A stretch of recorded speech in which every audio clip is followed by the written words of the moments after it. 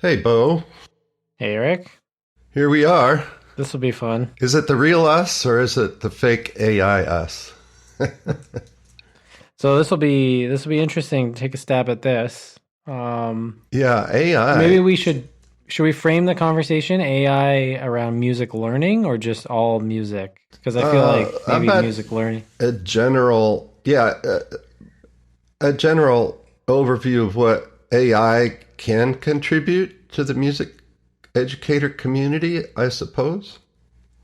Yeah, I think the education side would be good because there's a lot of stuff online right now about AI being able to make music that I'm largely not interested Oh, in hearing more about.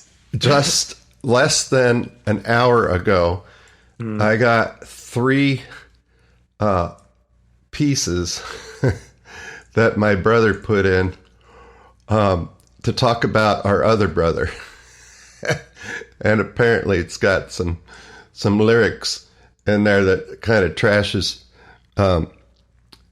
the brotherly love that's going around in my family. Threw my brother under the bus in a song or something. I But see. yeah, but that was gosh, the popular one, Sonar. Yeah. So anyway, I have yet to listen to it. I'm sure it's not really good. I don't even want to bother. I certainly don't like that they're making music and putting it out on Spotify and they don't represent it as AI made. So Yeah. that's that lacks integrity and gives me the skeevies. Well, and that's actually one important point about the whole problem that's going to arise in terms of AI and music education. Because before AI, there was some semblance of referencing other people's work, quoting where you got ideas from. Like we probably going to talk about Gordon and his rhythm syllables and that whole thing. But I feel like the AI conversation, it just gets out of hand because what's going to happen at some point is someone's going to take all the stuff you've said about harmonic learning sequence and just sell a course that's a repackaged version of things you've said on the internet about how to teach people how to hear chord progressions. And we are going to enter like a slop era of repackaged education content like that because I'm already seeing it happening in certain ways. Um, Well, I'm screwed then, right? I should just quit. well, I think there's more hope because so in what I've seen is people send me like PDFs and they're like, "What do you think of this?" And it's clear what they've been doing is talking to ChatGPT or using some kind of notebook LLM or something like that, where they're having a conversation about some kind of educational topic, and then what they want is like a bullet point action step. They're like, "What are the five things I got to do?" But inherently, there's a problem in this way that people seem to be going about doing this because you can't learn how MLT works in a five bullet point cue card if you know nothing about it. And this is just an inherent problem with how people are, not everyone, but many people are using AI to kind of educate themselves to get like snack size Yeah, insight. it's the Cliff Yeah. Notes version. You get none of the art, right? Yeah. So that's something I've seen a lot. And then the other thing I'll just say really quick, and then I'll turn it over for some of your thoughts here, is at least at the current moment, we are 2026, March 16th. So I'm sure I'll flip this statement in a couple of years probably. But right now, I don't see a lot of these AI tools helping people become better musicians. And why do I say that? I teach mostly adults, and many of them who are very excited about using some kind of AI thing. They're like, I'll use this, or I'll build an app to help myself practice. I'll do all this stuff.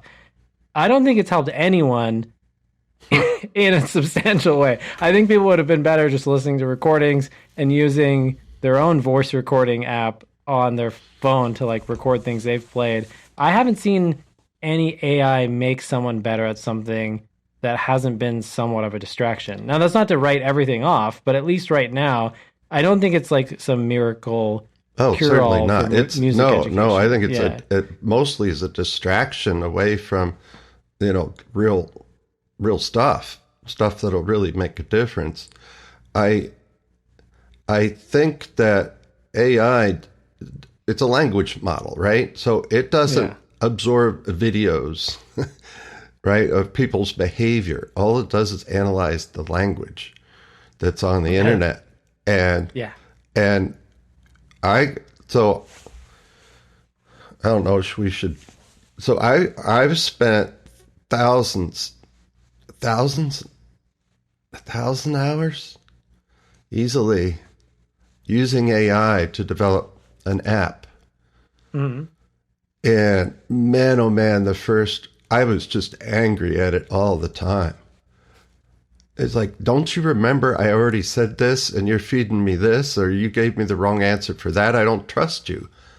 What do? I can't trust you to give me back what I'm asking for. And when you give it back to me and you think it's correct, and I've told you it's not, and you still think it, I was really frustrated. I was arguing with ChatGPT like an hour ago. I was looking up this researcher trying to find some links, and it gave me a bunch of nonsense. And then I responded, "Where are the YouTube links that I asked for?" Yeah. No, you've got to train it, and you've got to, Yeah. and so in my settings on this page, I've written a whole litany of things that I want. I don't want apologies because you're not human, or you're not you're not a person. I don't want an apology. I just want it right. And I want you to understand that when you give me something doesn't mean it's automatically right. There's a hubris out there that is incredible. And when you look at all the frothy how much the internet's frothy. Well, AI is just mimicking that general sense of humanity. Oh, well, we're so important. We're going to put it up on a blog. We've got it just right. And now AI is taking that and interpreting that language. There's a lot of extraordinary stuff. So I have developed most of one level of my app, and my app has 4 levels in it. I have 3 pretty much done, and I have to fix some things, the sound files and the stuff that's on my end. But I have a landing page. You click, it goes to here. You sign in with a name. If you're not 18, you got to get a parent, because I want to collect the data on how difficult Sure. the items are in my, chord games. And then there's putting the chord games and those sequences, the timing. I want the timing. And so I can adjust how easy or difficult it is. And you can pick easy, medium, difficult, and you can pick duple or triple meter, and you can pick, eventually major and minor, just to get started. And you're going to get 2 chords and then you'll get 3, or you can get 2 chords and then more variety of that. It'll map out all the different levels depending on what you've passed. Yeah, and this is, this is a huge benefit that you, as a single music teacher with no prior knowledge in coding, although Eric, a little Eric tiny has, bit. yeah, but you also have an affinity to take on big projects and learn stuff like this. I bang my head against the wall until I crack that egg. Yeah. Oh yeah, and the learning that so I use Claude from Anthropic. That was just the most successful one, and it learned from me over time. I got off of ChatGPT. I got off of Gemini. I tried using, there's code AI that you can do while you're working inside of a code program. The AI will come in and help you write, and that didn't work well either for me or at all. But over months, it's learned from me how to be with me. And also I've learned from it But like I said, there's all these settings that I tell it to. This is who Claude is to me. You are particular. You're precise. You know that it's going to take iterations. Don't assume things are going to be right the first time, that I'm going to correct things. There's going to be a long process. And then with the big picture in mind, that we're going to iterate, all kinds of levels with all kinds of tonalities and all kinds of functions and like that inside that. And it's grown to understand what I'm after, and has been, but this is a technical side of AI, what it's able to do, and it's doing a pretty good job of it. And I guess after the real 4 or 5 months of banging myself. Yeah, I mean, but to be honest, this is very, like, if you had the finances for a coding team, I mean, you could have gotten here with a coding team. It's just now the resources are much more efficient. It's $20 a month instead of thousands and thousands of dollars, probably tens of thousands of dollars.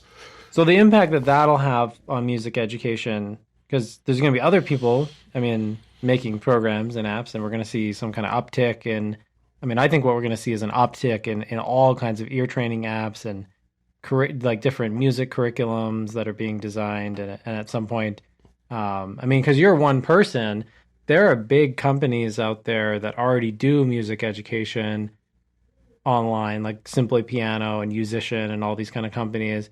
They're definitely going to jump on this tiny dragon and try to ride it as far as it can go too, right? So we're gonna the nature of the, like, there's like a new little printing press here that's gonna start causing ripples in the whole education system.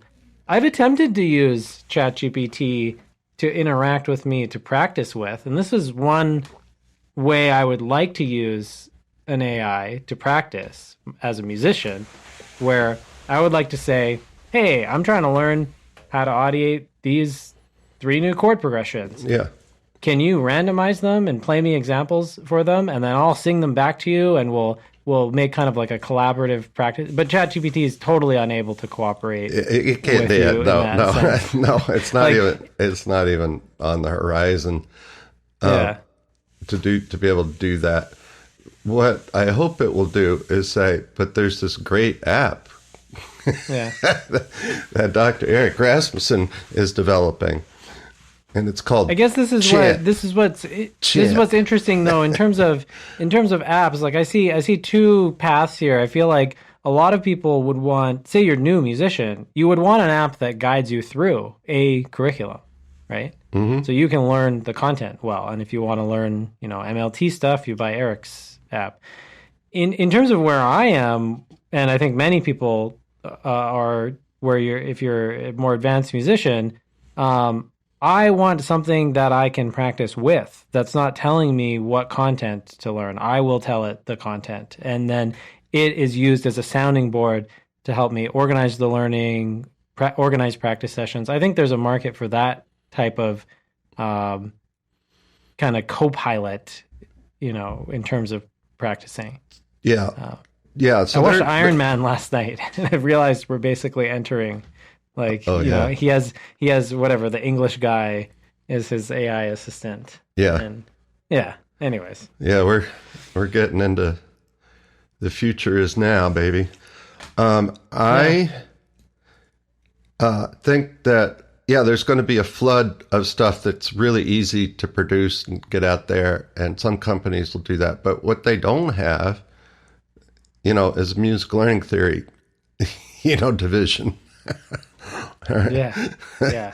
They don't have anybody steering the ship of ideas that are going to promote or enhance music in the way that a music learning theory teacher does. They just can't do it.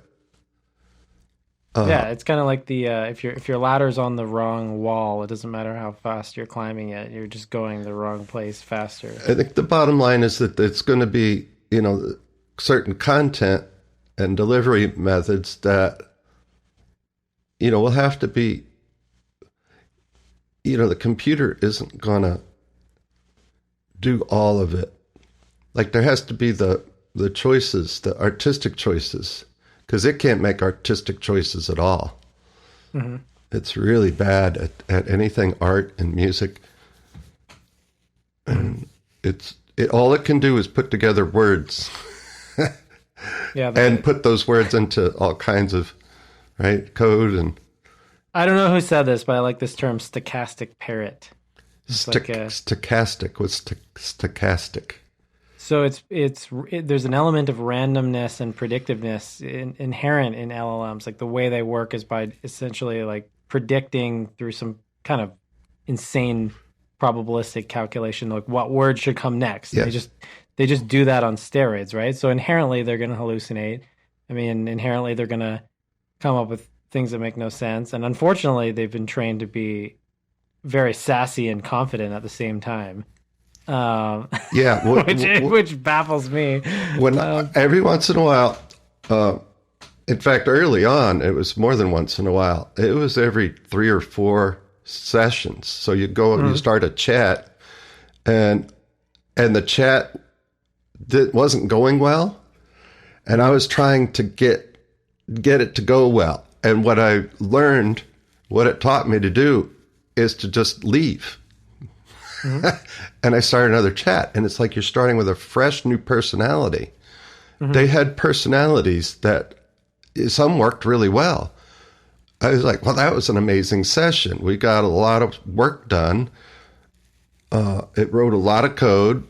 We fixed a lot of code, and we got ideas for the next thing and the next thing. And then here's the graphics, and here's what I want you to do next. And then you turn the page and you're on to the next chat the next day, and you get another idiot that just doesn't seem to follow your rules. So I've got, my rules and my settings.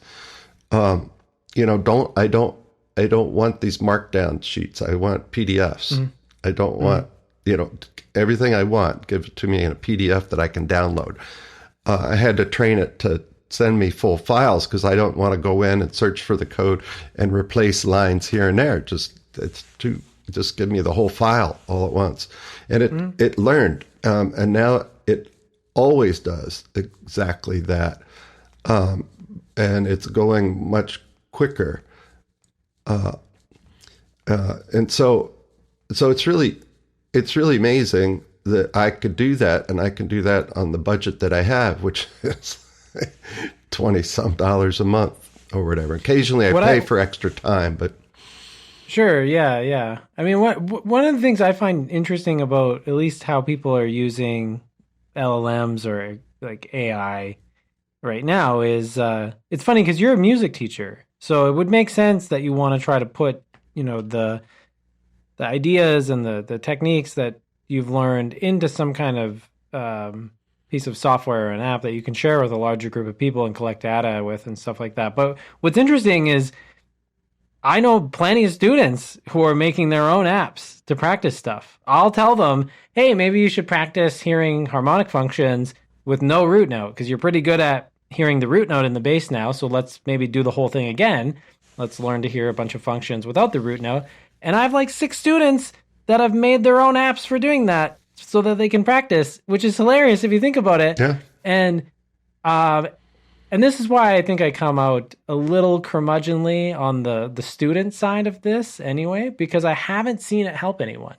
Because before that, I've told people, I'll just send you recordings of me playing random stuff for a few minutes and you can listen to them. But people really, it's like they want to use the AI to help them practice. Like they're really, which I understand, it's like a new technology, but I've seen many students get, instead of practicing, they're building themselves apps to practice and not practicing, which I think is hilarious. And some of them have done well. Like I think there's a couple times this has gone well, but in general, I don't think it's been that helpful.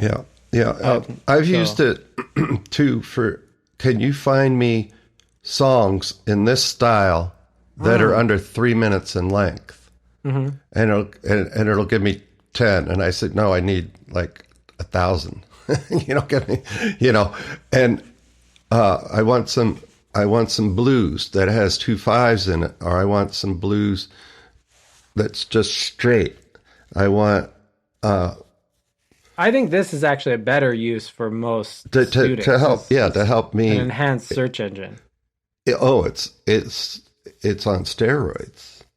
Yeah. The things that I want to find, find me popular pieces that are in 7, things that are in the public ear, and you can get a list like that. Now, what I'd like to do is just say, and then put it into my Spotify playlist, and it can't, just add it all, because it's tedious to go sit there and go through. First of all, you got to listen to them and find out if it's something that you can play for the kids. And there's a lot of, but how else do you expand your repertoire? And I just don't like things that are very long, and I don't like to fade out a lot of stuff. I like kids to get a beginning, middle, and an end of a piece. Oh, that's what you want it. Yeah, that's why. Yeah, because after that, there's a few that go almost 5 that I get away with because they're just so expressive. I see. Like that. So anyway, that's another mode that I get into when I use AI. There's a third. I think that's a good. Well, I just want to say I think that's I'm very optimistic about enhanced search engine use for AI. I think that impresses me more than. Yeah. Oh, for sure. Sure. Now, one of my high school, there's one more thing. And so there's, it was actually a friend of my brother's, and his brother became a friend of mine in high school as well. And we played bridge together. We played hundreds of hands of bridge, which is still a great game, but I just haven't done it for 5 years or more. My brother just became a life master or something. He just got to above a level of 100 ACBL master points or whatever it is. Thanks American Contract Bridge League. That has nothing to do with AI, but it has everything to do with, having started playing bridge when he was, 15 or 16 years old. Well, anyway, there's a friend of his who is a beast in the marketing world, like a beast, like teaches the top marketing people, the top 10 companies around the world, like how to interact with things in the always changing marketplace. That there's all this disruption that keeps happening with social media and this, that, and the other thing. He's been on the front edge of that wave always. Well, one of the things he jumped on to, and I noticed it because I read his article on LinkedIn. He's got books that he's written, and now he can upload all his books, and you can sign in to this thing. It's called Socratic, SOQRATIC. So just replace the C with a Q, Socratic.com, and you put in your information, and then people can sign up for a subscription, and it's probably 20-something a month. I haven't gotten into it too far, but I did contact the owner, the CEO of this site, and for free, I put in all my stuff. I put in my dissertation, I put in my books, I put in everything that was my original work. And then I also put in some websites, like I would put in, Gimel website and some other websites where you could get that information. And I pointed it to these things. And then people can sign up and talk to me. Except it's Dr. Ebot. There's a classical guitar player, Douglas Neat, who has a really good website if you're a classical guitarist, by the way. And he has tons of articles and blogs on his site. And there's kind of an in-house chat bot on his site where you can ask it questions about how to practice classical guitar, and it will only pull answers from his articles and blogs. So really ask cool. So ask me a question. All right, Eric. Is movable do with a do-based minor or a law-based minor better? I don't know if this is going to be in any of my writings. Is movable do with a do-based minor better than movable do with a law-based minor? Anything you want to add to that? Just start with that. I'll restrain myself. Let's start there. It's thinking. So let's see how long it probably takes to think. Great question. This gets at something really fundamental about how we help children develop their harmonic audiation. Here's my take. Do-based minors significantly better. Wrong. For developing harmonic understanding. And here's why. When you use a law-based minor, you're essentially treating minor as a derivative of major. Like minor's just major starting on a different note. Think about it this way. If you're in a C major... Still have a job for the next year. Okay. Well, this is the second question I've answered it. That's answered. Say... ask me a different question. One that I have written about. To be honest, I don't know what you've written about. Harmonic learning sequence. Yeah. Maybe ask it about. Ask it if it's better to do tonal patterns before being able to distinguish between harmonic functions. Tonal patterns before. That'd be interesting. Say it again. Better to do tonal patterns before. Ask if it's better to do tonal patterns before or after doing, however you want to phrase it, harmonic learning sequence activities where you learn to hear function. Should we learn to hear functions before or after we do tonal patterns? Maybe. Better to do tonal patterns before or after doing harmonic learning sequence activities. I'll just start there.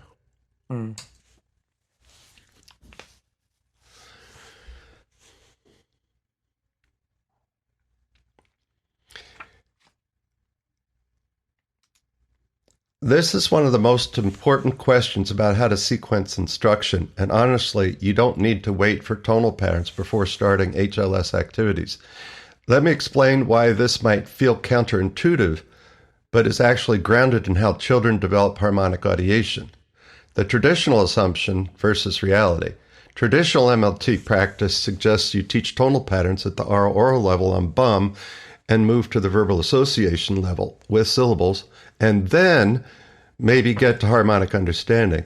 But here's the thing, harmonic functions give rise to tonal patterns, not the other way around. Think about it. I heard you say that exact thing like 1,000 times. Yeah.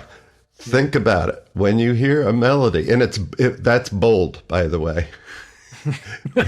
And the other thing that's bold is you don't need to wait for tonal patterns before starting HLS activities. Yeah. And then third paragraph here, it says, think about it. When you hear a melody, you're not just hearing individual tones in sequence. You're hearing those tones in a harmonic context. The context comes first in your audiation, then the patterns make sense within that context. What children can actually do. Next section. I've had 3-year-olds discriminate between harmonic functions of major in just a few minutes, and had 4-year-olds discriminate among 4 functions in major over 2 brief sessions a week apart. And here's the key. I hadn't taught them tonal patterns. I'm not even sure they could sing them in tune. Yeah. So anyway, it goes on, acculturation first, Yeah. and start HLS early, teach root melodies, tonal patterns come alongside or after. Why this works, the bottom line, relax, don't worry. You know what that phrase is from? That's funny. The relax, don't worry, that's the key phrase of homebrewing, the American Homebrewing Association.